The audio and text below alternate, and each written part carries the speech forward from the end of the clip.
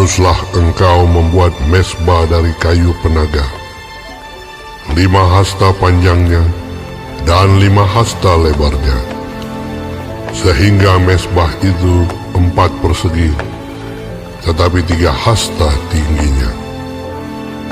Haruslah engkau membuat tanduk-tanduknya pada keempat sudutnya. Tanduk-tanduknya itu haruslah seiras dengan mezbah itu, dan haruslah engkau menyalutnya dengan tembaga. Juga harus engkau membuat kuali-kualinya, tempat menaruh abunya, dan sodok-sodoknya, dan bokor-bokor penyiramannya, garpu-garpunya, dan perbaraan-perbaraannya. Semua perkakasnya itu harus kau buat dari tembaga. Haruslah engkau membuat untuk itu kisi-kisi, yakni jala-jala tembaga. Dan pada jala-jala itu haruslah kau buat 4 gelang tembaga pada keempat ujungnya. Haruslah engkau memasang jala-jala itu di bawah jalur mezbah itu, mulai dari sebelah bawah, sehingga jala-jala itu sampai setengah tinggi mezbah itu. Haruslah engkau membuat kayu-kayu pengusung untuk mezbah itu, kayu-kayu pengusung dari kayu penaga, dan menyalutnya dengan tembaga.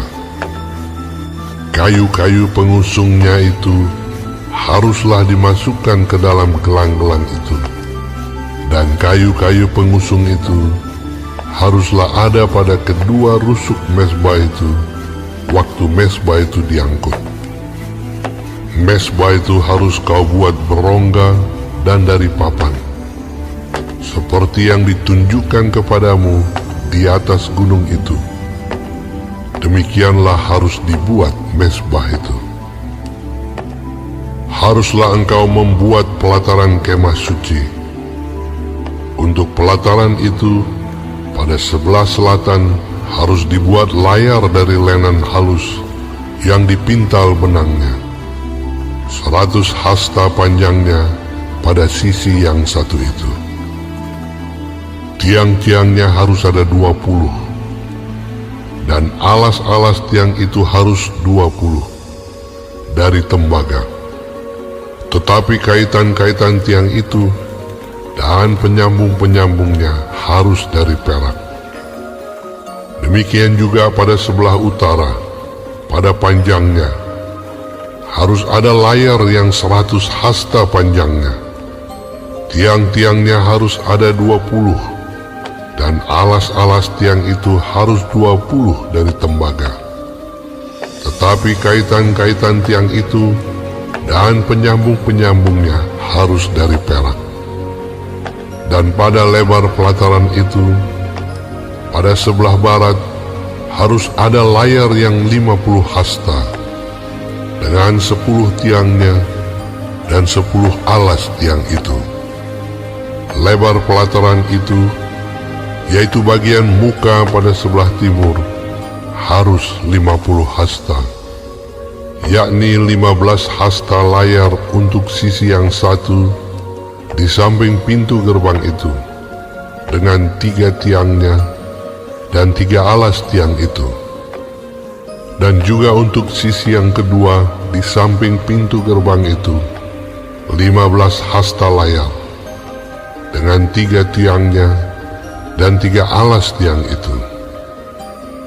Tetapi untuk pintu gerbang pelataran itu, tirai 20 hasta dari kain ungu tua dan kain ungu muda, kain kirmizi, dan dari lenan halus yang dipintal benangnya, tenunan yang berwarna-warna, dengan 4 tiangnya dan 4 alas tiang itu.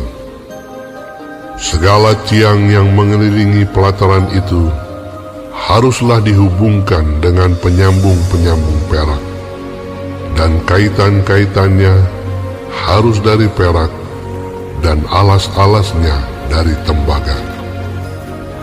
Panjang pelataran itu harus 100 hasta, lebarnya 50 hasta, dan tingginya 5 hasta. Dari lenan halus yang dipintal benangnya, dan alas-alasnya harus dari tembaga. Adapun segala perabotan untuk seluruh perlengkapan kemah suci, dan juga segala patoknya, dan segala patok pelataran, semuanya harus dari tembaga. Haruslah kau perintahkan kepada orang Israel, supaya mereka membawa kepadamu minyak zaitun tumbuk yang murni untuk lampu, supaya orang dapat memasang lampu agar tetap menyala. Di dalam kemah pertemuan di depan tabir yang menutupi tabut hukum, haruslah Harun dan anak-anaknya mengaturnya dari petang sampai pagi di hadapan Tuhan. Itulah suatu ketetapan yang berlaku untuk selama-lamanya bagi orang Israel turun-temurun.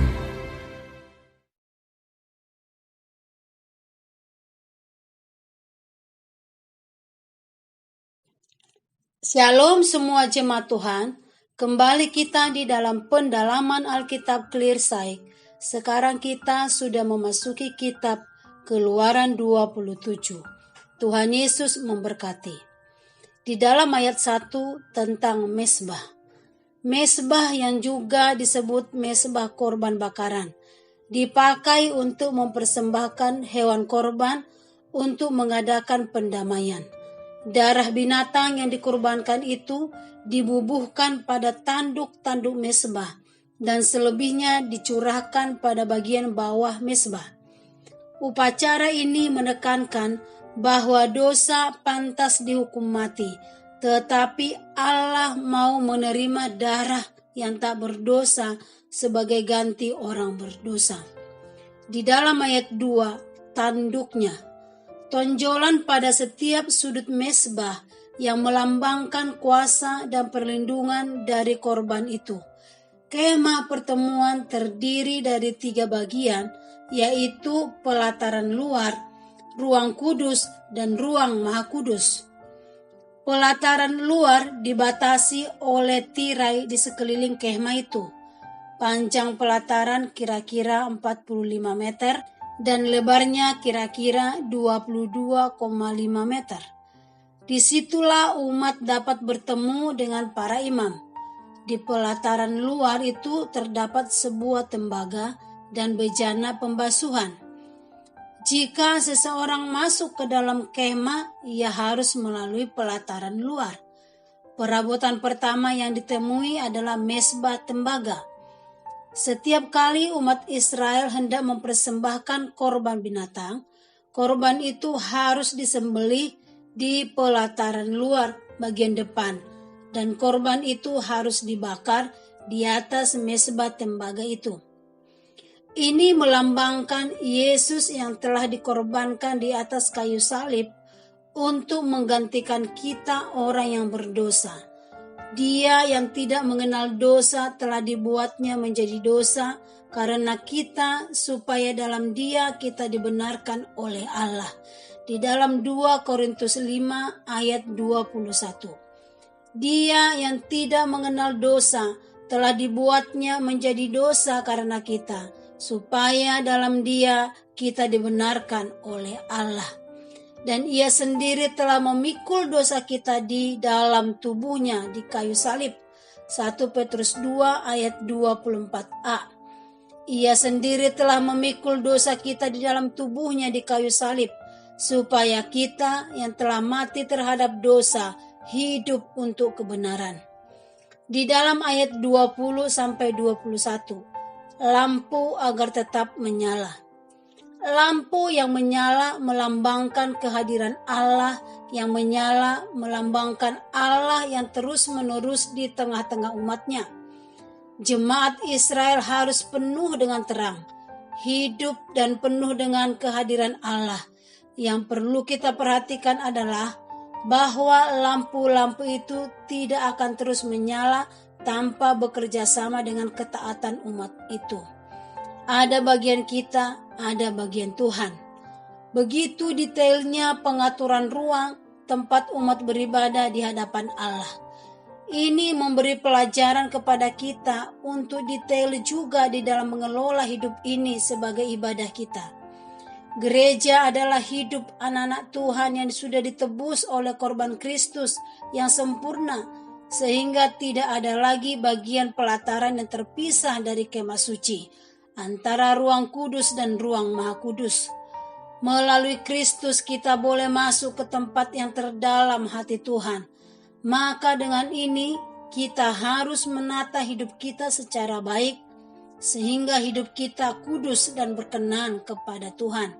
Di dalam 1 Petrus 1 ayat 18-23. Sebab kamu tahu bahwa kamu telah ditebus dari cara hidupmu yang sia-sia, yang kamu warisi dari nenek moyangmu itu, bukan dengan barang yang fana, bukan pula dengan perak atau emas, melainkan dengan darah yang mahal, yaitu darah Kristus yang sama seperti darah anak domba yang tak bernoda dan tak bercacat. Ia telah dipilih sebelum dunia dijadikan, tetapi karena kamu, ia baru menyatakan dirinya pada zaman akhir. Oleh dialah kamu percaya kepada Allah yang telah membangkitkan dia dari antara orang mati dan yang telah memuliakannya, sehingga imanmu dan pengharapanmu tertuju kepada Allah. Karena kamu telah menyucikan dirimu oleh ketaatan kepada kebenaran, sehingga kamu dapat mengamalkan kasih persaudaraan yang tulus ikhlas. Hendaklah kamu bersungguh-sungguh saling mengasihi dengan segenap hatimu, karena kamu telah dilahirkan kembali, bukan dari benih yang fana, tetapi dari benih yang tidak fana, oleh firman Allah yang hidup dan yang kekal. Amin. Tuhan Yesus memberkati.